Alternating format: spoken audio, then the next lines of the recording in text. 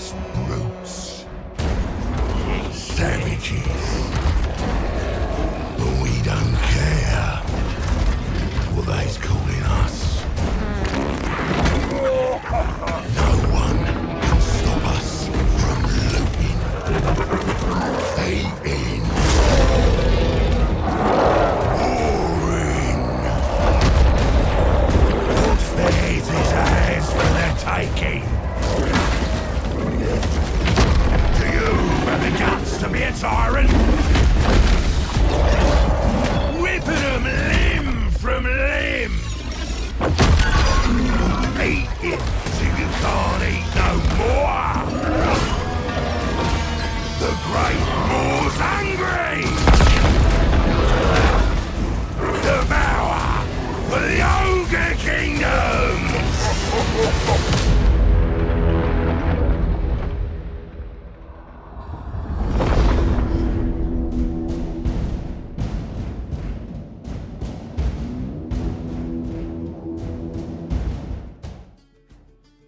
Finally, some good freaking food, right? Waited 5 years for the Ogre Kingdoms to make their full debut, and they are on our doorstep now, ready to provide some tasty treats with the release of Warhammer 3. We've got Ironblasters, Rhinox Cav, Grease's Goldtooth farting up a storm, waving around the scepter of the Sky Titans, and ranks upon ranks of Iron Guts, sacrificing Coronate champions on the altar of the Great Maw. Really hyped trailer, a lot to be excited about, especially because we finally got a good look at gameplay yesterday, and there will be more of that in this video today. But we're in a bit of a unique situation because unlike the previous Enter the World trailers for all the other factions, there isn't much being revealed here that hasn't already been covered. It's just a better, more cinematic look this time around. The meat and potatoes of this cycle were digested over the last few days, and in fact, almost 200,000 of you guys have already viewed the Ogres vs. Khorne minor settlement battle in the last 24 hours, which is awesome. I would love to cover more Ogre gameplay today to keep this video focused on our Chungus friends, but there's more campaign reveals coming soon for them. My last 3 uploads have all been Ogre-centric, and all the other battles I have access to have either been shown off multiple times by other YouTubers or didn't do a great job of showcasing Ogres. So instead of going in and analyzing this trailer frame by frame, regurgitating a bunch of information that's already been discussed, let's shift our focus away from the Ogres for now and jump into a siege scenario. Trust me, if I felt that another Ogre battle would be a better show here, that is what I would cover.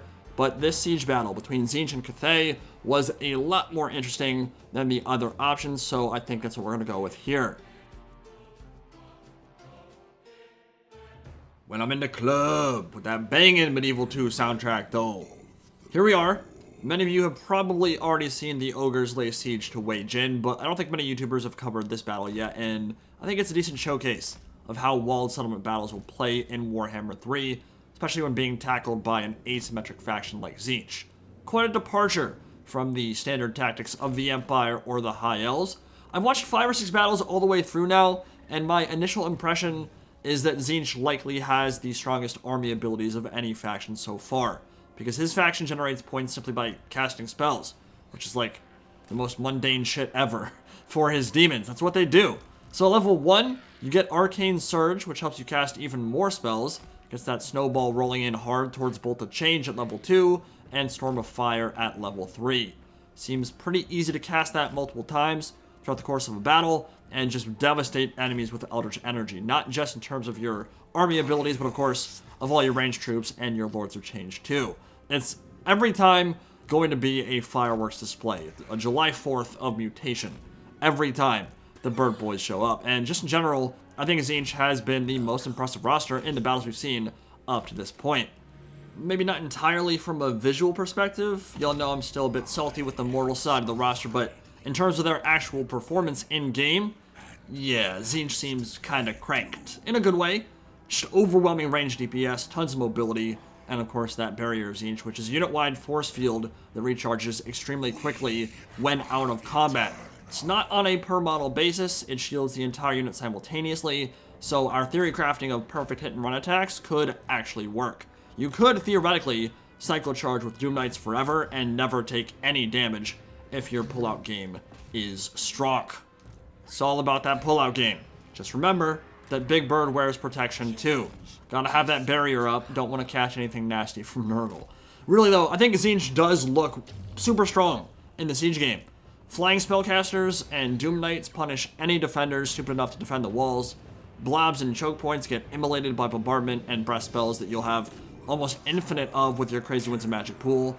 And good Tzeentch armies won't even really need to commit to melee. They can just fly overhead and blast you with the biggest winds of magic pool in the game, which of course is not what our Lord and Savior Josh is pursuing in this battle. Remember, I am not the one playing, and Josh has gone for an eclectic mix here to show off as many units and abilities in a reasonable manner as possible. I can tell you one thing about sieges right now though, towers are way more powerful than they were in previous games. Forsaken went down to 31 models from 80. They lost more than half their unit to a single tower because it destroyed their siege tower on the way in. And Josh has already lost 2 of his siege towers over on the eastern side. Alchemist dropping a bombardment, a searing doom from the Lore of Metal on his pink horrors, trying to figure out which spells he wants to cast himself. Know what Pendulum looks like, don't do that. Yeah, Tzeentch's Firestorm is a triple vortex that costs 15 winds of magic, 30% AP component, and imbues the Warp Flame contact effect, lowering enemy armor by 16 and making them 12% weaker to any incoming flaming damage.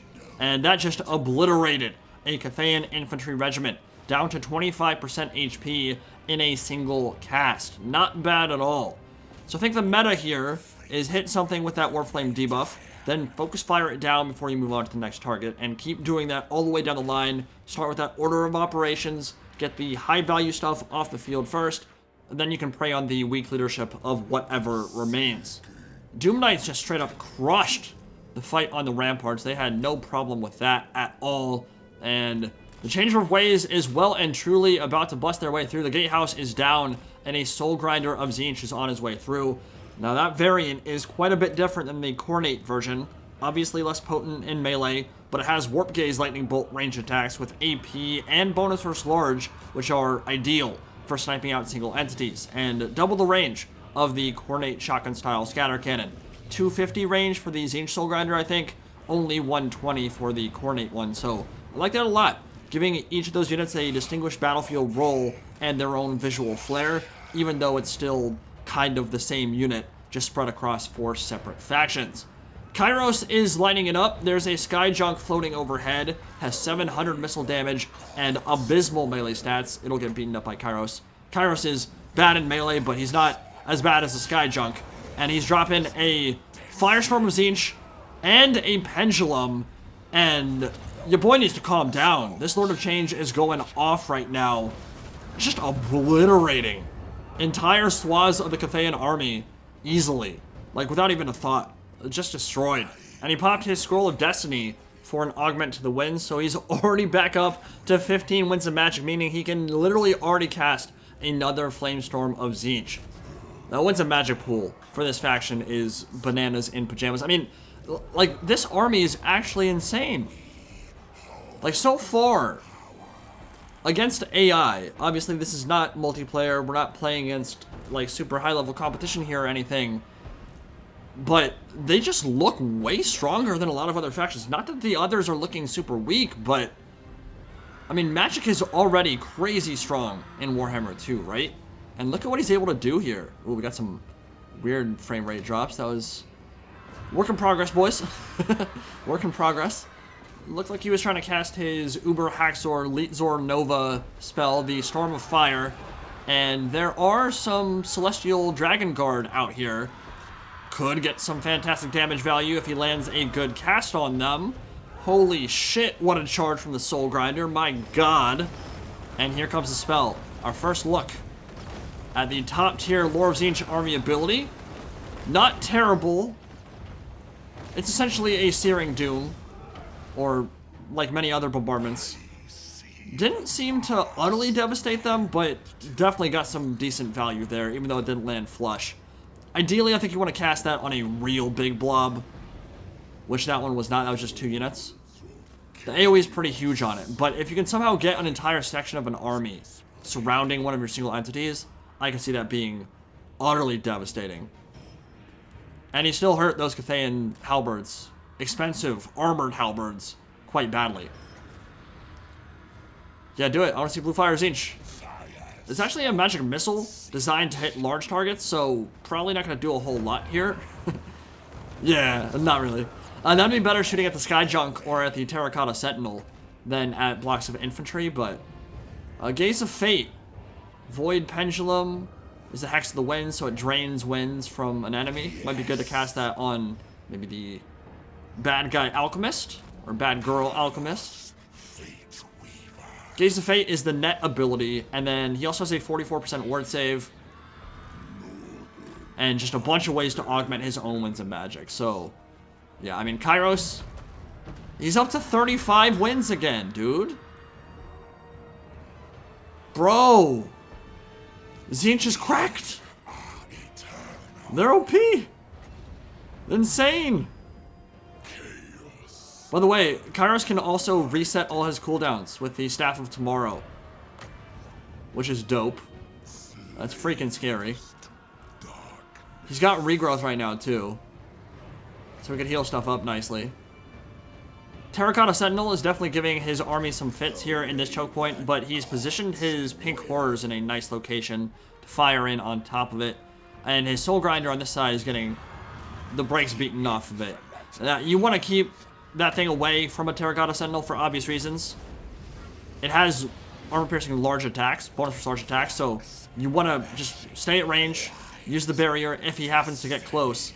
But for the most part, just fire at it from range and you can easily skirt away from a big automaton like that one. Okay, I like the idea there. Gaze of Fate on the Terracotta Sentinel so that the Pink Horrors can shoot it to death and it'll be pinned in place. Netted down in one location. Get the focus fire going. You love to see it. And yeah, I think the Doom Knights surrounding that Sky Junk is probably a good idea as well. Get a full surround off. The Doom Knights actually have crazy stats and 80 charge bonus. They're extremely elite, except for their visuals. Oh, mortals. When will they come? Village and Egram von Horseman. I am very much looking forward to seeing my boys. Another Flamestorm or Firestorm of Tzeentch. Gaze of Fate, I don't think went off. No, it did. It did, but he popped his Staff of Tomorrow, so he put everything back off of cooldown again, instantly. So he's just popping again. Bonkers. Kairos Fateweaver is bonkers, and he's dropping another huge storm of magic. Oh my lord, that one was devastating. Oh. Orgasmic. Alright, didn't he tell us Doom Knights to kill that Sky Junk like an hour ago? What's going on? Make yourself useful, as well as ornamental. He lost his Soul Grinder to the Terracotta Sentinel out on the northeastern side of the map. Balance board is beginning to shift in his favor. He's killed off just hordes of infantry. Kairos is well over 200 kills by this point, probably more like 300. But he's still got a couple dangerous single entities, and yeah, you know what? Piercing Bolts of Burning, if you were able to Gaze of Fate it in place, not terrible. I actually totally forgot he even had a Lore of Fire Tzeentch Cultist. Has he even done anything with that caster the entire game? Honestly, I don't think you're going to need the Tzeentch Cultist here much at all. It's not that Lore of Fire is bad. It's a very good lore, especially in campaign, also in multiplayer. But when you've got Burning Chariots of Tzeentch with Iridescent Horrors riding around on them, or Heralds of Tzeentch and Lords of Change, like, I really don't know how much you're going to need a Lore of Fire caster running around on a horse. Just not on the same level by any stretch of the imagination. Yeah, Blue Fire would be good against the Terracotta Sentinel. Pink Fire, I think, would be better against the swaths of infantry. Bathe them in coruscating napalm, and you've got quite the fireworks display. You could pop Arcane Surge for even more winds of magic. Or Glean Magic.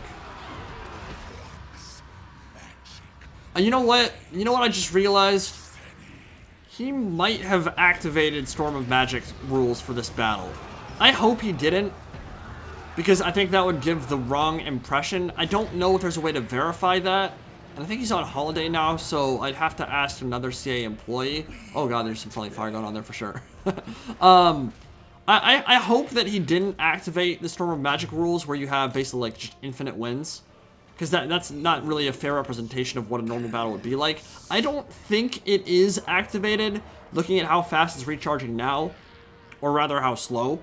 And of course, we don't have Cataclysm spells at the moment, but I'm just not sure how customizable that new feature will be, and maybe it's possible you can disable Cataclysm spells while keeping the crazy winds. I don't think there's anything fishy going on that front. I think Tzeentch just has an absolutely insane winds of magic pool, and it's so insane it's kind of frying my brain. Like, this has been a crazy showcase. It was intended to be more of a discussion about sieges, and I will say I like the layout and the fact that much of the map is being utilized by the AI. It's been entertaining to watch. It's been a fun battle regardless of the arcane outpourings and the doom bolts raining down from the heavens. But really, this has been a showcase of the power of Tzeentch and Kairos Fateweaver, and the multitude of ways they can keep that torrent flowing. I mean, even Exalted Pink Horrors have the Arcane Mirth passive, which generates 20% extra power recharge when they aren't fighting in melee. So the synergies in spellcasting here are out of this world. And now with the Terracotta Automaton falling, army losses kicks in, and Tzeentch will take the field. Well played to Josh there. Kairos being RKO'd. Oh lord. Oh, he's being bullied. By Tzeentch, he is broke it in half.